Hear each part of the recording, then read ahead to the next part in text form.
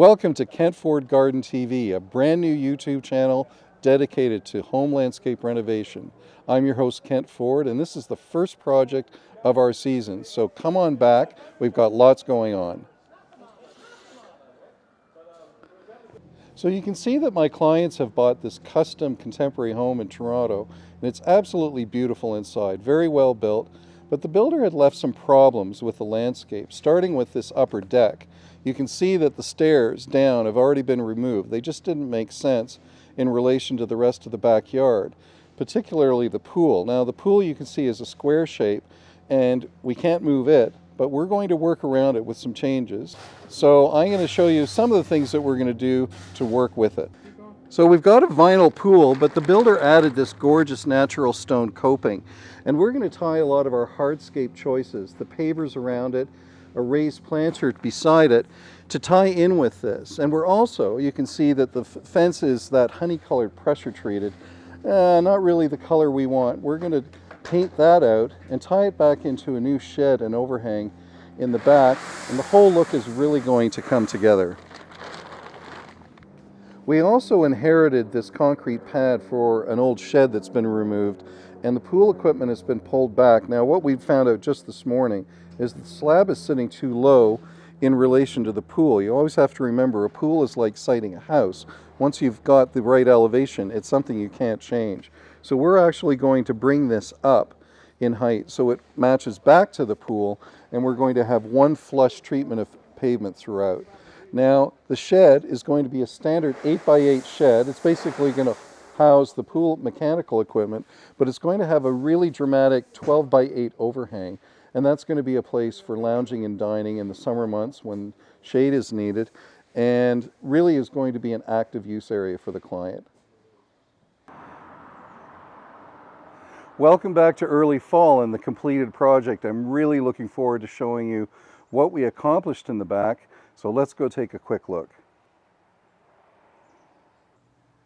Welcome to the completed space, and I'm really happy today to show you just what we accomplished with certain things that our client inherited from the builder of the house that we couldn't change, and things that we added to improve the space overall.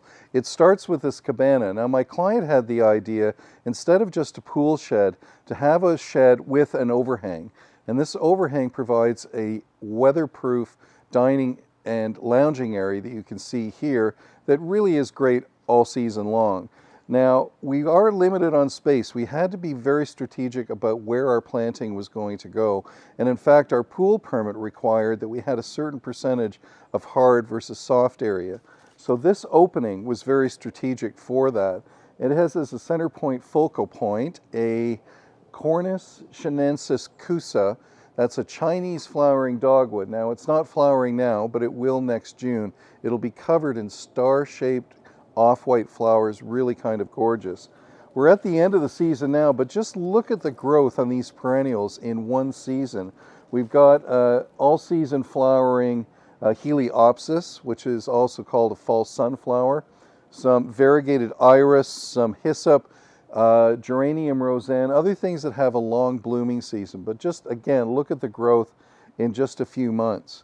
Now, the floor of the terrace around the pool was very deliberately done with these large unit slabs. A tip for smaller spaces, if you wanted to make it seem larger, is to go, in fact, with an oversized slab that we've done here. We've laid it in a brick pattern leading up to the pool. And I'd also like to draw your attention back to the shed and the coloration. We did a two-toned color scheme with the darker tones on the recess of the doors and of the columns to give the architecture some depth.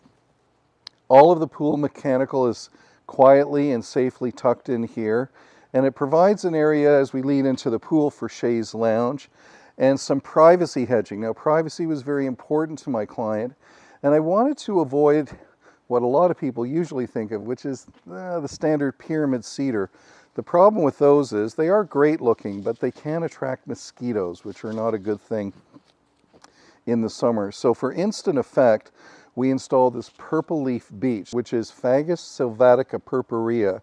Is really extraordinary, not only for its purple foliage, which actually has faded now at the end of the season, But next spring, this is going to emerge in a rich purpley copper color. The other extraordinary thing about this hedge is that it actually holds its spent leaves on the tree 100% all winter. So this can be best described as a deciduous conifer, in that it is a deciduous tree that normally loses its leaves, but in this case will hold on to them for privacy and interest all winter long. Now, spilling out again, the growth rate has just been fantastic. Look at this Geranium Roseanne that's been blooming since late May, early June with this blue flower. There is a dwarf variety of catnip in here. Don't worry about your cats getting too happy about that, because it is something that also blooms. It just finished blooming for about a period of 3 months. A really terrific perennial. And I like the way that it's just softening a little bit the edges along here.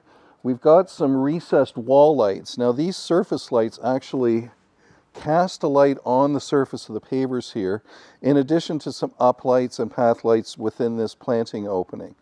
On the opposite side of the pool, we did a raised planter. Now, the purpose for this was twofold. We wanted to add some additional height to whatever hedging material that we put in here. We were very limited, though, to the interior space of that planter box. And what we've installed is a Carpinus betulus leucas. It's a brand new variety that grows very narrow but very tall. So this is going to achieve that, because we won't have branching coming out into the pool, but there's going to be lots of height for privacy from the second floor windows of the neighbors. Now, this transitions, of course, back into the deck that we've renovated against the house. Now, we took out the stairs. I think at the beginning you saw that we had removed the stairs, but the railings have now all been replaced. On the sides, north and south, we have frosted glass panels, and across the front, non-frosted glass panels. This gives the client privacy from neighbors north and south, but allows the views from inside the house to the pool to stay unobstructed.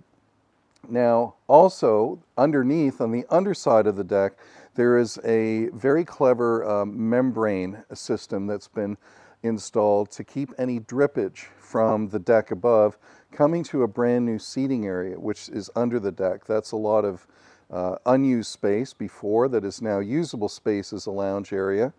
And then that leads us into our basement walkout. Now, I like to think that this basement has really terrific high ceilings, and this is going to be the main entry-exit point to the pool from inside.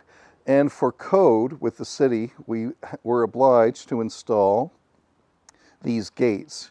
And that was something, not necessarily an aesthetic choice, but something, again, be mindful of your permits and what's required in your municipality. So overall, I think you'll see that the space works functionally. The gray and dark gray tones tie back into the house and to the shed. And I think we've achieved something that allows for ease of access around the pool, separate areas for lounging and for sunbathing, and a really terrific privacy and lush garden effect.